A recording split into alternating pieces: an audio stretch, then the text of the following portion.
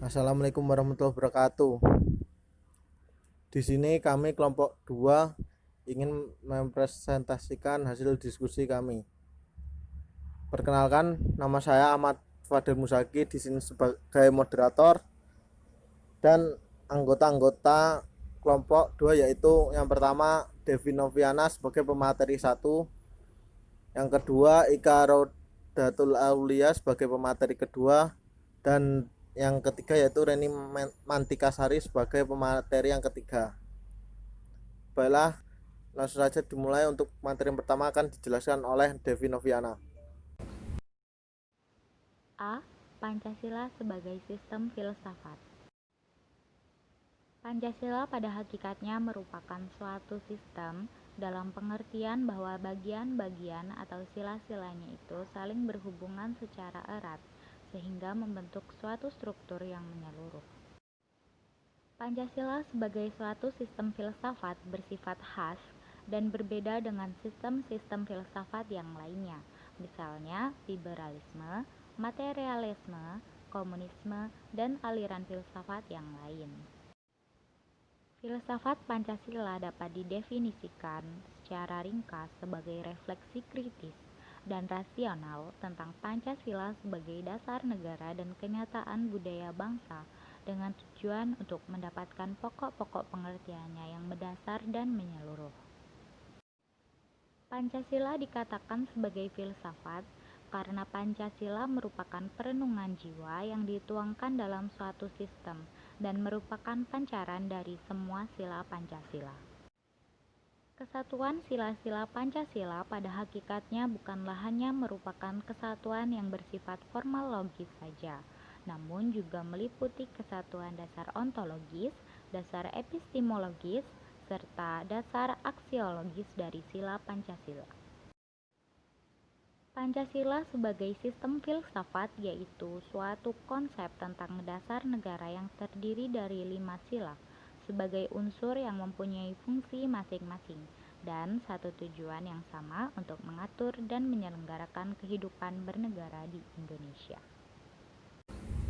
Materi yang kedua akan dijelaskan oleh Ika Rodatul Aulia. B. Ciri-ciri Pancasila sebagai sistem filsafat. 1. Sila-sila Pancasila merupakan satu kesatuan sistem yang bulat dan utuh. Dengan kata lain, apabila tidak bulat dan utuh atau satu sila dengan sila lainnya terpisah-pisah, maka itu bukan Pancasila. 2. Susunan Pancasila dengan suatu sistem bulat dan utuh itu dapat digambarkan sebagai berikut. Sila 1 meliputi, mendasari, dan menjiwai sila 2, 3, 4, dan 5. Untuk sila kedua diliputi, didasari, dijiwai sila 1, dan sila 3 diliputi, didasari, dijiwai sila 1, 2, dan mendasari dan menjiwai sila 4 dan 5.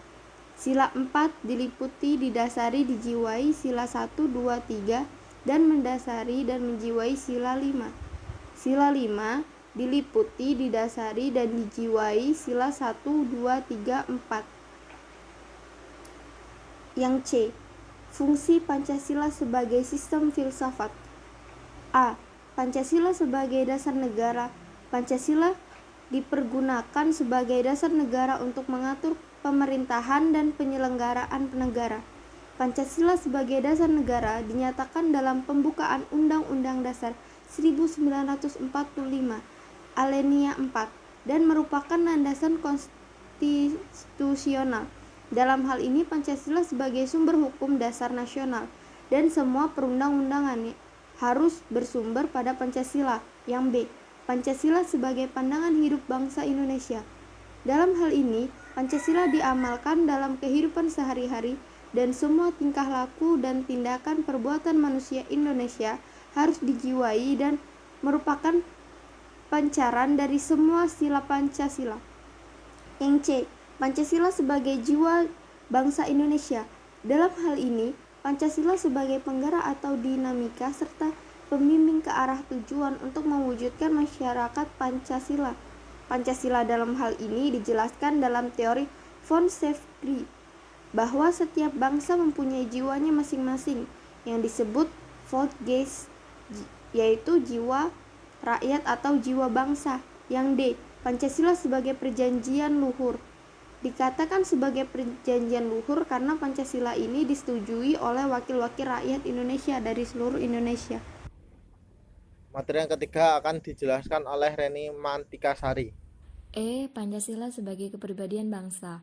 Hal ini berarti Pancasila berfungsi dan berperan dalam menunjukkan adanya kepribadian bangsa Indonesia yang dapat dibedakan dengan bangsa lain, yaitu sikap mental, tingkah laku, dan amal perbuatan bangsa Indonesia.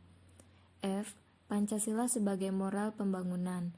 Hal ini mengandung maksud nilai-nilai luhur Pancasila atau norma-norma yang tercantum dalam pembukaan Undang-Undang Dasar 1945, dijadikan tolak ukur dalam pelaksanaan pembangunan nasional, baik dalam perencanaan, perorganisasian, pelaksanaan, pengawasan, maupun dalam evaluasi. G. Memberikan jawaban yang mendasar tentang hakikat kehidupan bernegara. H. Memberikan dan mencari kebenaran yang substansif tentang hakikat negara, ide negara, dan tujuan negara. I. Sebagai pedoman yang mendasar bagi warga negara Indonesia dalam bertindak dan bertingkah laku dalam kehidupan sosial masyarakat. Baiklah, itu materi yang dapat disampaikan oleh kelompok kami. Apabila ada kekeliruan dan kesalahan, kami mohon maaf. Dan saya akhiri. Wassalamualaikum warahmatullahi wabarakatuh.